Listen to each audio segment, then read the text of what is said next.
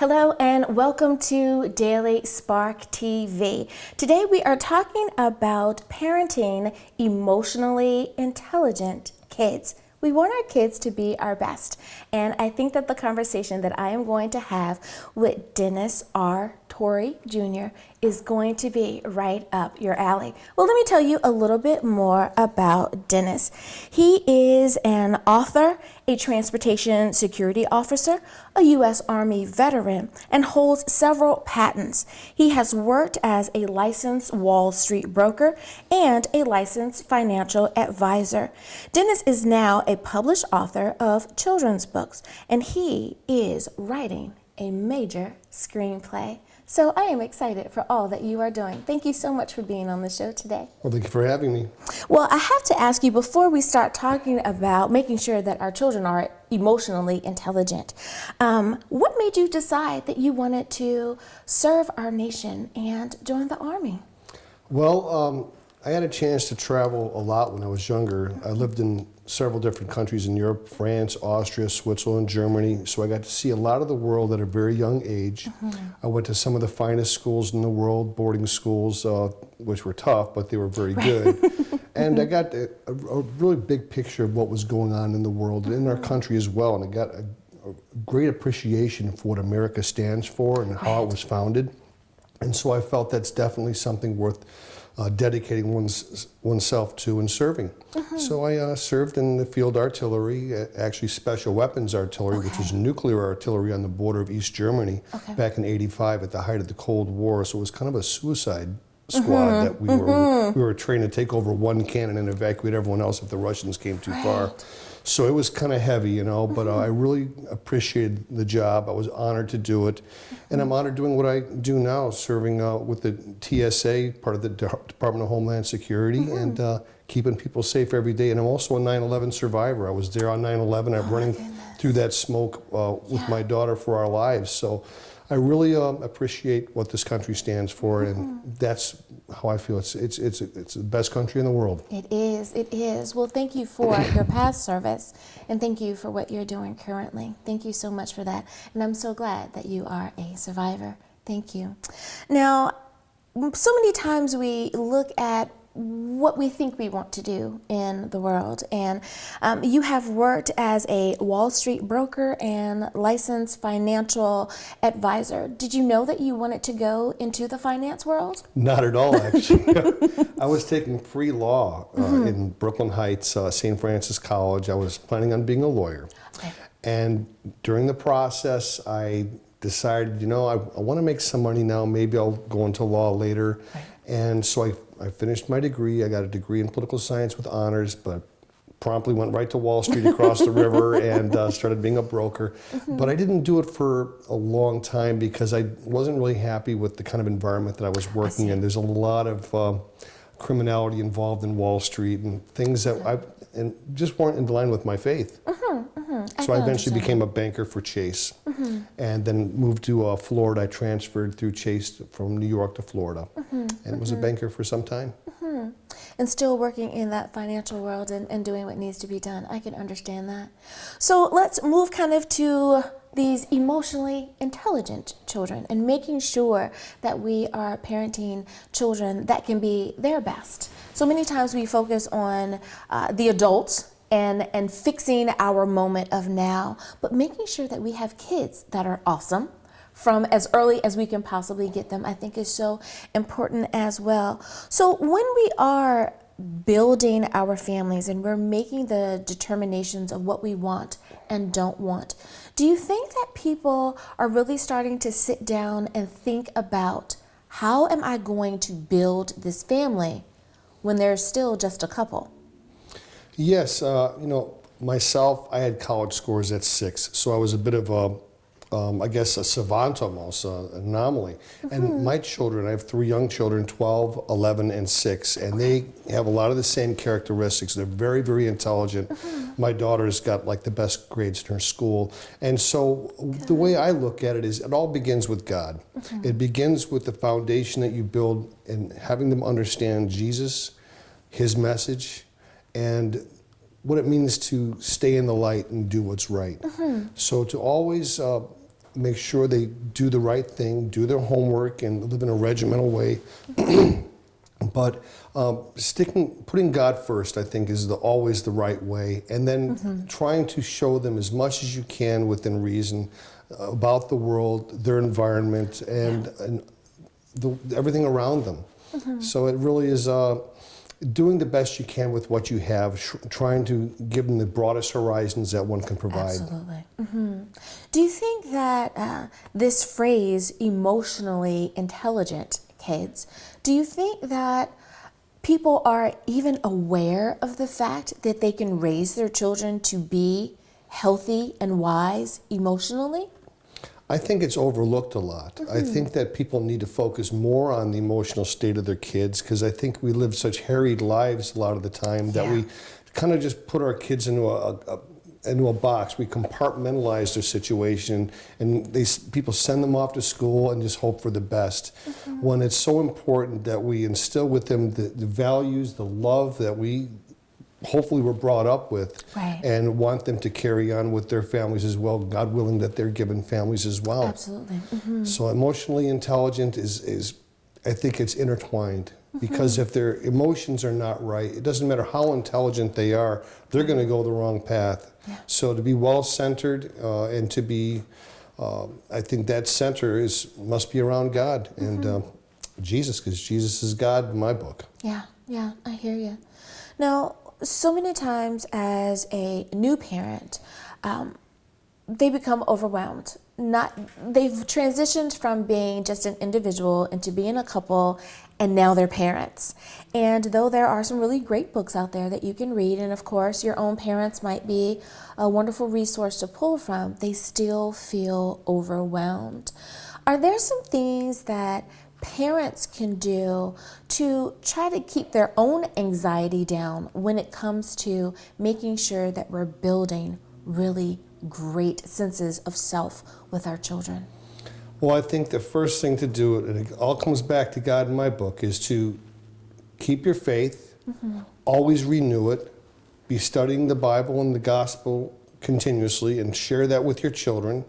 And the answers are all there. If you really want the answer is the answer. It's God. And like Jesus said, don't worry. In one passage, he says it 3 times. Never worry, never worry. Because if you're worrying, that means you're living according to your plan and not God's plan. So it's so important that you do what's given to you naturally. And that's your love of God and your love for yourself. And if you have that, you're able to love others and be loved. You are able to love others and be loved. I love it. And we'll take a break. We'll be back right after this.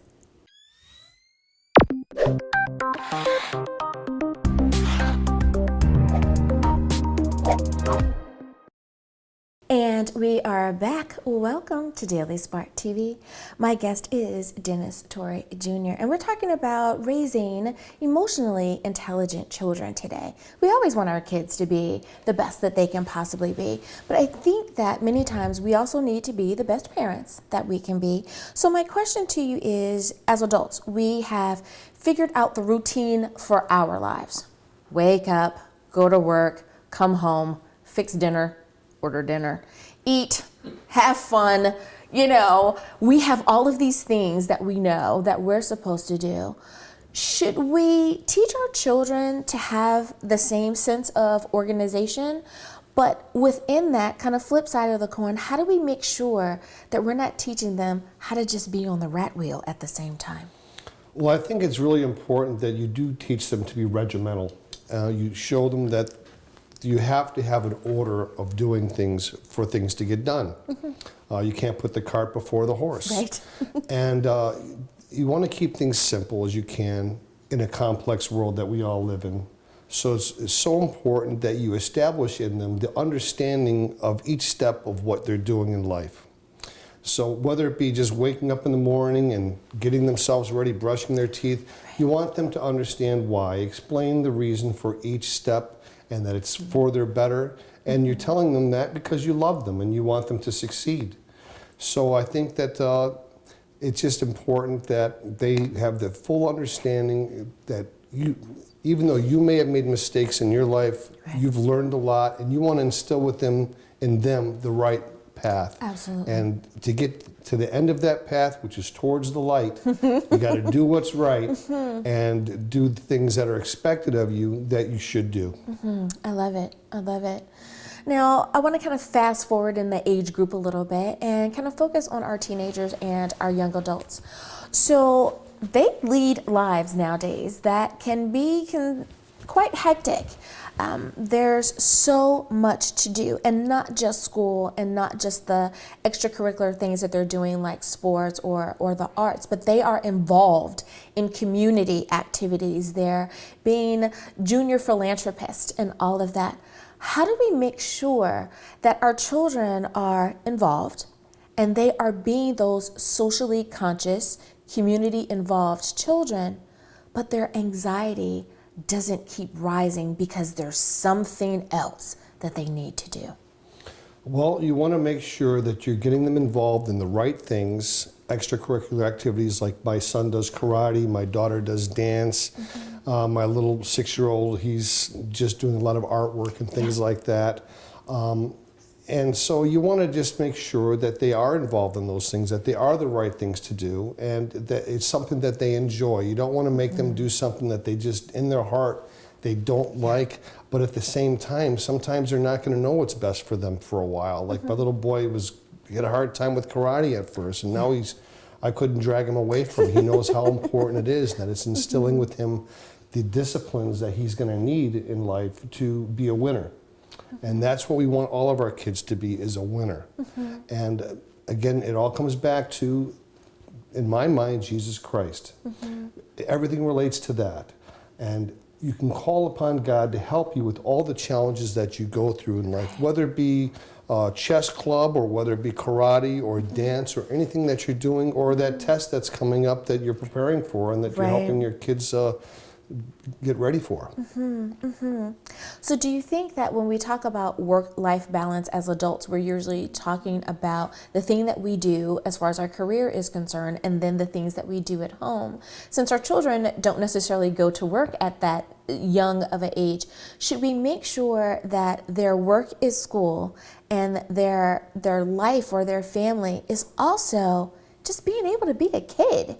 That if they are young, that they have that time to just go outside and play, or they have that time where just go to the movies with your friends. Yes, you have these responsibilities, but should we make sure that they pencil in fun the same way that we need to pencil in some fun for us? Oh, absolutely. You know, like we know that when we go to work, we're supposed to leave our problems outside of work at home and vice versa, and deal with them where they belong.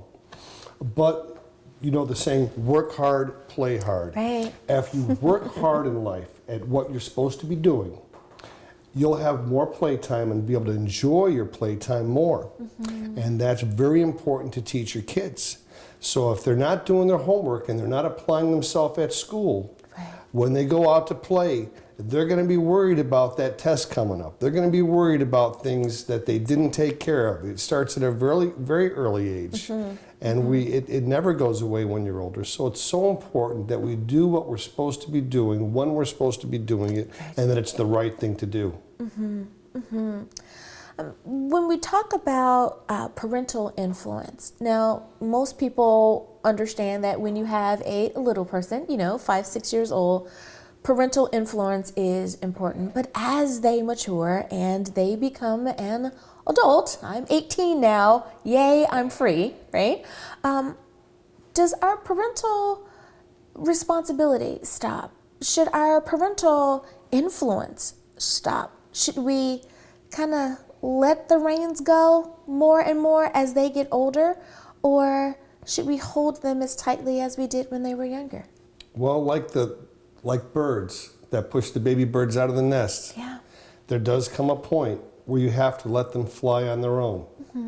But that does not mean that you're relinquishing responsibility towards them and guidance that you should provide them. It just changes over time. And you should always be a shoulder to cry on and a helping hand for your children at all stages in their life for as long as God gives us to be with them. I like how you said that there's nothing wrong with being the mama bird, that there comes that time that we do that kind of tough love and go, I know you can do it. It's going to be okay. But to make sure that we are there in the background, still being gentle, being kind, being nurturing, and kind of being their best cheerleader at the same time.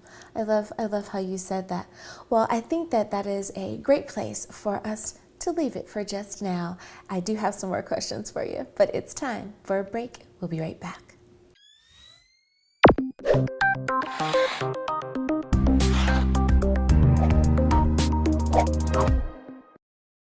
So I look forward to hopefully seeing more of the public with this book and being at everyone's disposal to talk more about it. And I urge everyone strongly to get it for their kids because they're going to love it. And it's great for ages 6 through early teens. And so I'm also I'm writing a screenplay as well that's coming up. And that's going to be about a new world order based on the original U.S. Constitution, 10 nations based on it. And it's going to be wrapped up in a science fiction kind of movie that's fact-based. And it's going to show a full vision of how I think the world could be in a Christian manner, a beautiful world that we could possibly have that's based on what our founding fathers of America would have wanted.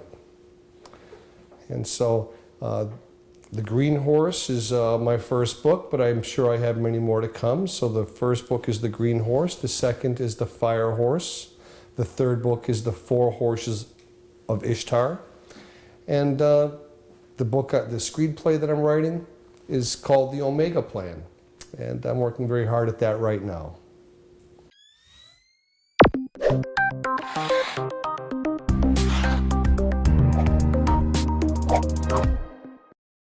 And we are back. Welcome back to Daily Spark TV.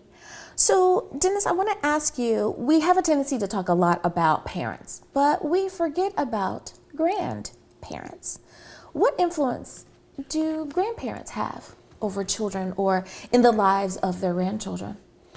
Well, for the children that are lucky enough to still have their grandparents, and unfortunately I lost my father's parents. They passed away before I was born, when he was quite young.